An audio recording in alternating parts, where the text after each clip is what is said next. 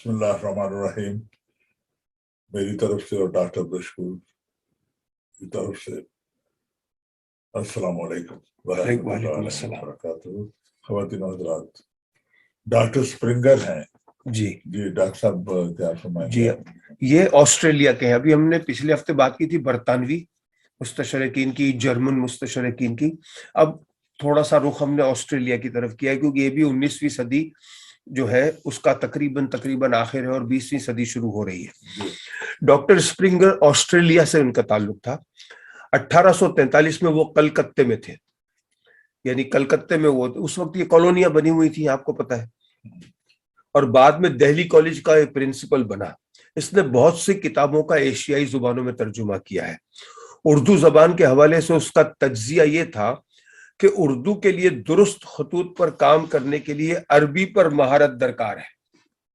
اگر آپ اردو میں کام کرنا چاہتے ہیں تو آپ کو عربی میں ماہر ہونا پڑے گا. یہ اس کا اپنا ایک تجزیہ ہے. ہندوستانی مدرسوں میں عربی کی تعلیم کے لیے وہاں کے ماحول اور ہندوستانی لوگوں کے مزاج کو مد نظر رکھنا ضروری ہے. اردو تعلیمی اور سائنسی اصطلاحات سے محروم تھی.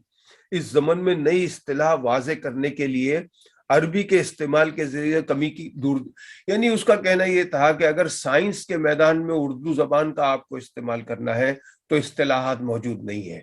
تو آپ اگر عربی میں ماہر ہوں گے تو آپ عربی کی اصطلاحیں اردو میں استعمال کر سکتے ہیں. یعنی 1843 میں ایک وہ شخص جس کی اپنی مادری زبان اردو نہیں ہے وہ ہمیں یہ بتا رہا ہے. اردو کے لسانی ڈھانچے کے حوالے سے سنسکرت جیسی مقامی زبانوں کا حصہ بھی مد نظر رکھنا ہوگا، اور جہاں تک ممکن ہو اردو کے ارتقاء اور ترقی کے لیے ان زبانوں کی بھی مدد حاصل کی جا سکتی ہے. اردو کو مقبول کرنے کے لیے انفرادی یا اجتماعی طور پر کی جانے والی کوششوں کی حوصلہ افزائی کی خاطر حکومت کو بھی چاہیے کہ وہ کچھ نہ کچھ اقدامات کرے. یعنی برٹش حکومت سے بات ہو رہی ہے یہاں. اردو میں اصطلاحات کی کمی دور کرنے کے لیے عربی کے ساتھ ساتھ انگریزی کو بھی استعمال کیا جا سکتا ہے، کیونکہ یہ ایسی زبان ہے جو اردو میں جدید مغربی سائنس رائج کرنے میں مددگار ثابت ہوگی. اور سائنس کے موضوع پر قدیم اسلامی مواد کا اردو میں ترجمہ کیا جانا چاہیے تاکہ مسلمان اس میدان اور ہر شعبے میں اپنے آباء و اجداد کی کامیابیوں سے آگاہ ہو سکیں اور جدید سائنس پڑھنے کے ضمن میں انہیں تحریک مہیا کی جا سکے. ایک ایسا شخص جس کی زبان اردو نہیں ہے، جو مسلمان نہیں ہے، جو صرف برطانوی راج کے دوران کلکتہ میں اردو کا پروفیسر ہے، اور اس نے یہ نکات پیش کیے تھے. اور میں سمجھتا ہوں صاحب رضا کہ آج کے دور میں اگر ہم دیکھیں تو واقعی اردو، اس میں کئی مختلف زبانوں کے جو الفاظ ہیں، ہو سکتا ہے یہ اسی کی کوشش ہو. اگر ہم اس کے تمام علمی کاموں کو مد نظر رکھیں تو ہم محسوس کریں گے کہ مستشرق کی اصطلاح اس پر لاگو نہیں ہوتی. یعنی اسے ہم اورینٹلسٹ نہیں کہہ سکتے مکمل طور پر، بلکہ اس کی شخصیت تو عرب اور اسلامی تاریخ کے علاوہ اسلامی عبارات پر ایک ماہر کی حیثیت سے سامنے آتی ہے.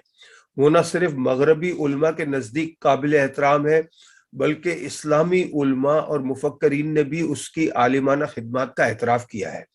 اس نے چند اسلامی حوالہ جاتی کتابوں کو بھی اثر نو دریافت کیا ہے جو بظاہر غائب تھی. یعنی بہت سی ایسی کتابیں اس نے دریافت کی جو کہ اس وقت موجود نہیں تھی. یعنی کہیں لائبریریوں میں پڑی ہوں گی، گرد میں اٹی ہوں گی، کہیں میوزیم میں پڑی ہوں گی. پھر اس نے یہ کتابیں دنیا کے سامنے پیش کی. ان دریافت شدہ کتابوں میں سیرت ابن حشام واجدی کی فتول شام، جرجانی کی واعظہ رامین، اور 9ویں صدی کے بعد از مسیح کی ایک مشہور صوفی محاسبی کے صوفیانہ مقالے شامل ہیں. یعنی یہ وہ کتابیں ہیں جو آج ہم پڑھتے ہیں، ہماری لائبریریوں میں ہیں، مگر ان کو دریافت اس نے کیا ہے. اگر اس نے نہ کیا ہوتا تو آج ہمارے پاس وہ کتابیں نہ ہوتی. ان دریافتوں کو اسپرنجر نے مشرقی علوم کے مطالعے کے ضمن میں مستقل مقام دیا. مغربی علماء خاص طور پر جنہیں اسلام کے مطالعے کا شوق ہمیشہ اس کے ممنون رہیں گے. بہرحال کچھ مسلم علماء کو اس کے کچھ نظریات سے اختلاف بھی تھا. مثلا ایک مسلم عالم نے جو لکھا ہے کہ ایک اور چیز کے باعث مسلمانوں میں اس کی عالمانہ حیثیت کم ہوئی یہ ہے کہ اس نے حدیث کی مستند حیثیت اور نوعیت پر اعتراض کیا تھا۔ کچھ احادیث کے اندرونی تضادات کو واضح کرنے کے ذریعے اس نے یہ ثابت کرنے کی کوشش کی کہ تمام احادیث پر اندھا دھند اعتماد نہیں کیا جا سکتا۔ لیکن یہ بات تو آج بھی لوگ کہتے ہیں، آج بھی بہت سارے مسلمان مفکرین یا جو ہیں وہ کہتے ہیں کہ آپ تحقیق کریں، اندھا دھند اعتماد نہ کریں۔ صرف یہ ہے ہمارے لیے کہ اگر ہم ایک محفل میں بیٹھے ہیں اور ایک شخص اچانک کہتا ہے کہ بھئی دیکھیں حدیث میں یہ آیا ہے، تو ہم چپ ہوں گے، ہم اسے سنیں گے، اور ہم اس کو اگر لگے گا کہ یہ حدیث نہیں ہے، شاید گھڑی ہوئی ہے یا یہ غلط ہے، تو بھی ہم کچھ کہیں گے نہیں۔ ہمیں احترام کرنا ہے، بات نبی پاک صلی اللہ علیہ وسلم کی ہو رہی ہے، بعد میں ہم نے اپنی تحقیق الگ سے کرنی ہے، اور پھر جب ہمیں پتہ چلے تو اسے بتانا ہے۔ یہ طریقہ کار جو ہے وہ صحیح ہے، نہ کہ وہیں بحث مباحثہ شروع ہو جائے، جو کہ آج کل ہو جاتا ہے اور جو غلط ہے۔ قرآن شریف میں آیا کہیں ایسا نہ ہو تمہارے اعمال برباد ہو جائیں اور تمہیں پتہ بھی نہ چلے۔ نبی پاک صلی اللہ علیہ وسلم جب بات کر رہے ہوں تو اپنی آواز ان کی آواز سے بہت نیچی رکھو، خاموش رہو۔ تو یہ اس وقت کے لیے نہیں ہے کہ جب وہ حیات جب تھے، آج وہ پردے میں ہیں پھر بھی یہ قانون لاگو ہوتا ہے کہ جہاں ان کی بات ہو رہی ہو وہاں بھی خاموش رہو۔ اسپرنگر نے 1854 میں نجم الدین عمر القازنی القاطبی کے جو رسالہ الشمسیہ تھا اس کا ترجمہ کیا، اور اصل کتاب جو ہے 1261 میں لکھی گئی تھی۔ یہ 1261 کی کتاب کو اس نے ترجمے کی۔ غلام نبی فلاحی نے ابتدائی حدیث اور اس کے حوالے سے مستشرق کے خیالات پر ایک تحقیقی مضمون بھی لکھا ہے۔ بہرحال ایک اور اورینٹلسٹ ہے ڈوزی ری ہارٹ۔ ڈوزی ری ہارٹ جو ہے، جو عربی اور تاریخ اور ادب کا اسکالر ہے، اس نے اپنی کتاب میں لکھا ہے کہ احادیث 2 صدی ہجری میں وضع کی گئی، اور محمد صلی اللہ علیہ وسلم کو نعوذ باللہ مرگی کا عارضہ تھا جسے وہ وہی سمجھتے تھے۔ یعنی یہ اس زمانے میں اس طرح کی غلط فہمیاں پیدا کی جاتی تھی۔ اب اسپرنگر جو ہے اس کی کتاب جو ہے اس میں بھی ایسے ہی کچھ لکھا ہوا ہے۔ تو بہرحال اگر ہم یہ دیکھیں کہ اس زمانے میں 19ویں صدی کے آخر میں اور 20ویں صدی کے شروع میں جہاں ایسے اورینٹلسٹ تھے جو اسلام کی غلط تصویر پیش کر رہے تھے، اور جن کے نزدیک بہت ساری چیزیں ایسی تھیں جس میں وہ غیر یعنی جانبدارانہ رویہ اختیار کیا تھا، وہاں کچھ ایسے اورینٹلسٹ یا اسکالر بھی تھے جو مسلمان نہیں تھے مگر انہوں نے جانبدارانہ طریقے سے ان چیزوں کو پیش کیا۔ ضرورت اس امر کی ہے کہ جو ہماری اتنی ساری یہ مسلمانوں کی آرگنائزیشنیں ہیں، اور خاص کر برطانیہ میں کاؤنسل آف موسک ہر شہر میں موجود ہے، ان کا کام صرف یہی رہ گیا ہے کہ عید کا اور رمضان کا اعلان کر دیں، رمضان کے کیلنڈر چھاپ دیں اور چندے لیں اور خدمتیں یہ کریں، اپنی جگہ یہ بھی ٹھیک ہے، لیکن کوئی تحقیقی کام نظر نہیں آتا۔ صابر رضا، کوئی ایسے ایک تھوڑا بہت مجھے جتنی میری رسائی ہے، European institute of science Islamic کے نام سے جو یہاں ہے اولڈم میں، آپ کے جو امام صاحب ہیں محمد اقبال صاحب، وہ کافی کام کر رہے ہیں، مولانا اقبال صاحب، محمد اقبال صاحب۔ اس کے علاوہ یہ کام ہر گلی کوچے میں ہونا ضروری ہے، مگر یہ ہوتا ہوا نظر نہیں آ رہا۔ بہرحال حیرت ہوتی ہے کہ یعنی اسلام جو ہے اس کے بارے میں بہت سارے ایسے واقعات گھڑے گئے، بہت ساری باتیں گھڑی گئی۔ جرمنی میں تھیوڈور نولد کے ایک نام ہے جو جرمنی کا ہے، 1836 میں یہ پیدا ہوا تھا، اور اسے مغرب میں قرآن پر تنقید کا فادر مانا جاتا ہے۔ یعنی قرآن حکیم پر تنقید کرنے میں جو سب سے بڑا نام ہے یہ اسی شخص کا ہے، اور اسی کی کتابیں ریفرنس کے لیے لائبریریوں میں موجود ہیں۔ اور ہمارے بچے جب پی ایچ ڈی یا ماسٹرز کرنے جاتے ہیں اسلامک اسٹڈیز میں تو انہیں ریفرنس کے طور پر یہ کتابیں نظر آتی ہیں، اور اس سے کئی غلط فہمیاں ان کے ذہنوں میں پیدا ہوتی ہیں۔ اس کا رد کرنے کے لیے بھی یہ جو مسلم کاؤنسلز بنی ہوئی ہیں جتنی بھی، یا اسلامی آرگنائزیشنز ہیں، یہ ان کا کام ہے۔ انہوں نے اپنی ویب سائٹ پر یہ تو لگا دیے ہیں چھوٹے چھوٹے ٹکڑے کہ what non Muslim says about Islam, چھوٹے چھوٹے پیراگراف کے اس نے یہ اچھی بات کی، اس نے اچھی بات کی، لیکن جہاں جہاں غلط فہمیاں ہیں ان پر تحقیق کرنے کی کسی نے کوشش اب تک نہیں کی ہے۔ صاحب اس میں ایک میں سوال کرنا چاہتا ہوں کہ جیسے یہ ہمارے جو ہیں جو اپنی طرف سے کرتے ہیں کہ فلاں ایک نے یہ اسلام کے متعلق لکھا ہے، اچھی باتیں لکھی ہیں، ہم ان کو انٹروڈیوس کروا رہے ہیں، ان کے ناموں کو، ان کی کتابوں کو، اور جب اس کتابوں کو آپ پڑھیں گے بچے تو اندر سے کچھ اور نکلتا ہے، اندر سے کچھ اور نکلتا ہے. انہوں نے ایک لائن تو اچھی لکھ دی ہے مگر اندر کیا لکھا ہے؟ یہی مونٹگومری واٹ، برطانیہ کا جو مستشرق ہے اورینٹلسٹ، اس نے لکھا ہے 19 کتابیں لکھی ہیں اسلام پہ، محمد at Mecca, Muhammad at Medina. اور ضیاء الحق صاحب نے انہیں سیرت کانفرنس انٹرنیشنل میں مہمان خصوصی کے طور پر دعوت دی تھی. اور بھائی آپ ضیاء صاحب ان کی کتاب تو پڑھ لیتے پہلے، اس کے بعد دعوت دیتے کہ اس نے آج تک پوری کتاب میں کہیں بھی اس بات کا اقرار نہیں کیا ہے کہ وحی کا وجود ہے یا وحی آتی تھی. وہ مانتا ہی نہیں ہے، آپ اسے ایوارڈ دے رہے.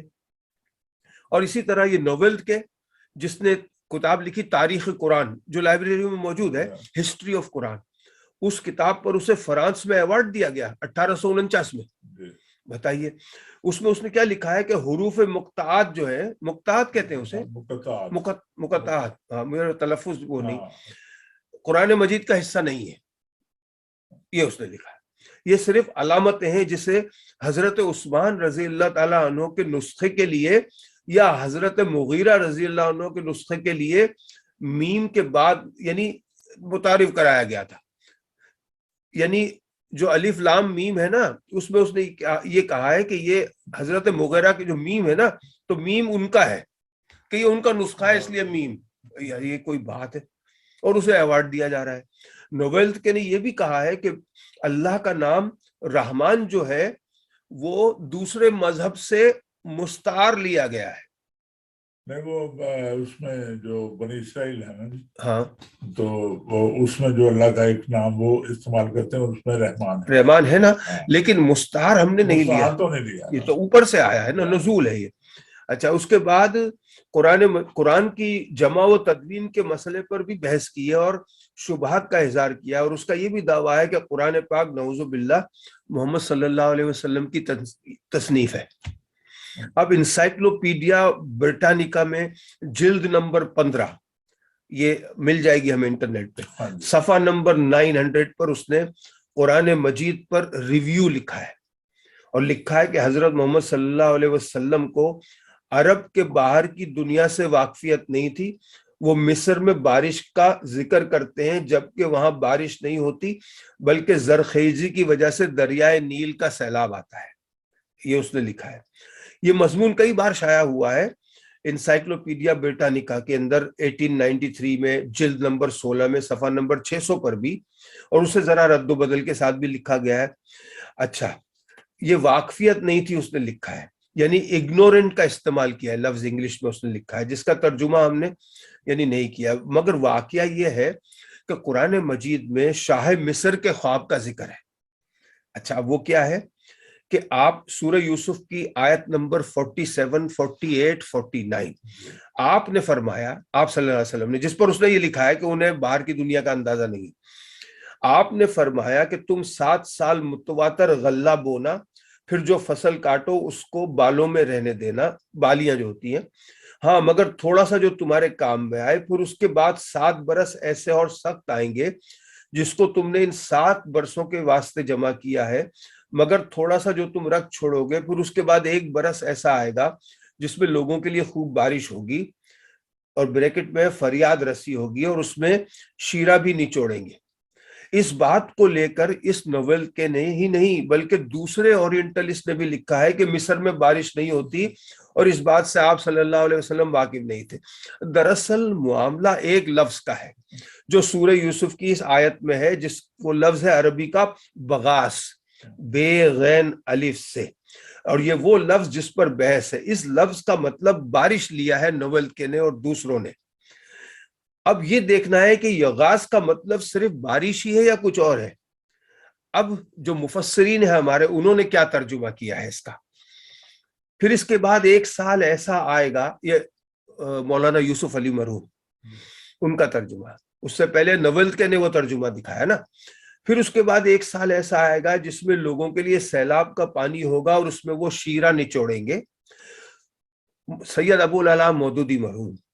اس کے بعد پھر 1 سال ایسا آئے گا جس میں باران رحمت سے لوگوں کی فریاد رسی کی جائے گی اور وہ رس نچوڑیں گے. یعنی قحط کے خاتمے کے سبب بارش یا نیل کا سیلاب اور طغیانی. اب یہ دیکھیے مغرب، یہ جو مفسرین اور علماء نے اسے کس طرح دیکھا ہے. روح المعانی میں ہے کہ اگر مادہ غیث ہو، یعنی غین یہ سے، تو بارش ہوگی. اگر مادہ غوث ہو تو اس کے معنی ہوں گے قحط. تو یہاں پر مادہ جو ہے وہ غوث ہے جس کے معنی ہے قحط. اسی طرح تفسیر ابن کثیر اور ثعالبی کی جو جواہر اللسان کی تفسیر القرآن ہے، اس میں بھی لفظ یغاث کے مادے پر غور کرنا چاہیے. گویا وسیع معنوں میں یغاث کا مطلب ہوگا داد رسی، اور عام معنوں میں وہ بارش لے سکتے ہیں. تو یہ وہاں بارش، یعنی اب مولانا محمد ادریس ندوی نکرامی مرحوم نے اپنے مقالے میں اس کی مکمل تفصیل لکھی ہے، اور جسے دارالمصنفین نے شائع کیا ہے، شبلی اکیڈمی جو ہندوستان میں ہے، اعظم گڑھ میں شائع. اسلامک اویئرنیس کی ویب سائٹ جو ہے اس پر بھی اس حوالے سے تحقیقی مضمون موجود ہے، جس میں ایم سیف اللہ، محمد غنیم اور عبداللہ ڈیوڈ نے لکھا. یہ میں نے پورے مقالے پڑھے بیٹھ کے، 15-16 گھنٹے کا کام تھا یہ مسلسل، یعنی 3-4 دن لگا کے. اور مصر کے علماء اور محققین نے نشاندہی کی ہے کہ مصر میں بھرپور بارش ہوتی رہی، اور یہ زمانہ جس کی نشاندہی کی ہے وہ 3000 قبل مسیح سے 9000 قبل مسیح تک جاتا ہے. یعنی یہ بھی ایک تاریخی بات. بھئی حالات بدلتے رہتے ہیں موسموں کے.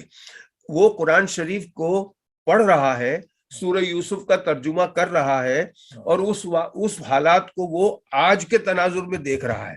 اب آج موہنجو داڑو جو ہے اس میں کوئی یہ کہے کہ آم کا درخت جو ہے لگا تھا. اب میں کہوں یار موہنجو داڑو میں تو وہاں درخت نہیں لگتا، آج نہیں لگتا نا. جب موہنجو داڑو تھا تب شاید لگتا ہوگا. نہیں تو آباد شہر تھے وہ. بھئی تبدیلیاں ہوتی تھیں، موسم بدلتے رہتے ہیں. بھئی آپ دیکھیں ہمارے ہر سال برطانیہ میں موسم تبدیل ہو جاتا ہے. جہاں بارش نہیں ہونی تھی ہوتی ہے جس دن، اور جب برف نہیں گرنی ہوتی برف گر رہی ہوتی ہے. تو یہ تبدیل، تو یہ انہوں نے یہ تحقیق اسلامک اویئرنیس کی جو ویب سائٹ پہ بڑا اچھا مضمون ہے. اس مقالے میں یہ بھی لکھا گیا ہے کہ حیرت کی بات ہے کہ نوبل کے اور دوسرے اورینٹلسٹ نے اس پر غور نہیں کیا. یعنی دریائے نیل کی سالانہ طغیانی جس کے سبب پانی نہروں میں جمع ہو جاتا ہے اور کاشت ہوتی ہے. یعنی دریائے نیل پر پانی برسے گا، پھر پانی میں چلا جائے گا، اور اتنی مقدار ہوگی جس سے کھیتیاں ہری ہو جائیں، نہ کہ لوگوں کے گھر تباہ ہو جائیں. بہرحال یہ دونوں مقالے جو ہیں یہ پڑھنے چاہیے لوگوں کو، اور تب یعنی حقیقت جو ہے وہ سامنے آئے گی. یہ سارا کام جو ہے نا صابر رضا شوق کا اور اس کا ہے. اور یہ اس لیے ہے کہ اگر ہمارے بچے یونیورسٹی کی لائبریری میں یہ نویل کی کتابیں پڑھ کر بدگمان ہو جاتے ہیں، تو اگر ہمیں حقیقتیں معلوم ہوں گی تو ہم ان کی بدگمانی دور کر سکتے ہیں. ورنہ ہماری اولاد آنے والے دنوں میں اپنے آپ کو ہماری اولاد کہلانے سے انکار کر دے گی. اور ڈاکٹر صاحب جو لوگ ہمارے مفکرین ہیں جو اتنی کتابیں چھاپ بھی رہے ہیں، ان کو چاہیے کہ ان کتابوں، ان حوالوں کے خلاف یا حوالوں کے مقابلے میں جو حقیقت ہے اس حقیقت کو سامنے لائیں. اور کیونکہ انہوں نے دوسری زبانوں سے زبانوں میں تراجم کیے ہیں، اور الحمدللہ ہمارے عربی دان بھی موجود ہیں، اور اردو میں بھی کیونکہ عربی کی مکسنگ بھی ہے، تو اردو زبان میں بھی بے شمار ہمارے علماء کرام جو محقق ہیں وہ کام کر رہے ہیں. ان کو چاہیے کہ وہ کتابیں چھاپیں اور انگلش میں اور بہت سی تحقیقیں تو ہوئی بھی ہیں باقاعدہ، ان کو تو چھاپیں، اور یونیورسٹیوں میں پیش کریں اور نصاب کا حصہ بنائیں. وہ نہیں کرتے. اللہ تعالی ہم سب کو ہدایت دے. آمین. اور انشاءاللہ پھر ملتے ہیں. اللہ حافظ.